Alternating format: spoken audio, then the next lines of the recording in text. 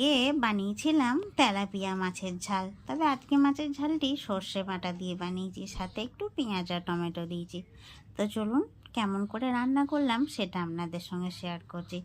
জানি সকলেই মাছের ঝাল এরকমভাবে বানাতে পারে, তবু আমি বানালাম, সেটাই আপনাদের সঙ্গে শেয়ার করছি। প্রথমেই মাছে লবণ হলুদ মাখিয়ে নিয়েছিলাম, এটা বাজার থেকে কেটে নিয়ে এসেছিল।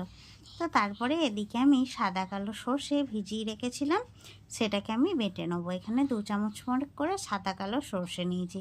এবার একটু ছাঁকনির সাহায্যে ছেঁকে নিচ্ছি, ওপরে যে খোসাটা আছে সেটা যাতে চলে যায়। খেতে ভীষণ কিন্তু এইভাবে ছেঁকে নিলে সর্ষে বাটার ঝাল টেস্ট হয়। এবার এখানে কড়াই বসিয়ে দিয়েছি, তাতে দিয়ে দিলাম তেল, আর তেল দেওয়ার পর দিয়ে দিলাম মাছগুলো ভাজতে। এখানে আমি সর্ষে তেলেই কিন্তু মাছগুলো ভেজে নেবো। তো মাছগুলো আমার বেশ মোটামুটি লাল লাল করে ভাজা হয়ে গেছে, তুলে নিলাম। এবার ওই কড়াইয়ের তেলে আর একটু সর্ষের তেল, কালো জিরে ফোড়ন দিয়ে একটা ছোট সাইজের পেঁয়াজকে ভালো করে কুচো করে নিয়েছিলাম সেটা দিলাম, আর একটা মিডিয়াম টমেটো দিয়ে দিলাম। এবার তারপরে লবণ দিলাম আর একটু হলুদ দিলাম।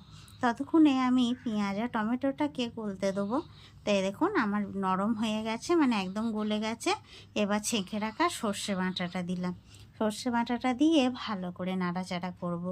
আর যেহেতু হলুদ লবণ দেওয়া ছিল, তাই আমি আর হলুদ লবণ ব্যবহার করলাম না। এবার চেরা কাঁচা লঙ্কা দিয়ে দিলাম, এখানে 4টে দিয়েছি ঝাল অনুপাতে কিন্তু। তারপরে মাছগুলো দিয়ে বেশ খানিকক্ষণ কিন্তু আমি ফুটিয়ে নেবো, যাতে মাছের ভেতরে ভালো করে মশলাটা ঢুকে যায়। এবার ভালো করে আমি নেড়ে চেড়ে নিলাম। খানিকক্ষণ ফুটিয়ে নেওয়ার পর ওপর থেকে সর্ষের তেল আর দিয়ে দিলাম হচ্ছে ধনেপাতা কুচানো।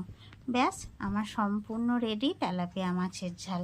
তো বন্ধুরা, একবার হলেও বাড়িতে কিন্তু এইভাবে তেলাপিয়া মাছের ঝাল বানিয়ে খাবেন। আর কারা কিভাবে খান সেটাও কিন্তু কমেন্টে জানাবেন। আর আমার ভিডিওটা ভালো লাগলে একটা লাইক শেয়ার করে দেবেন।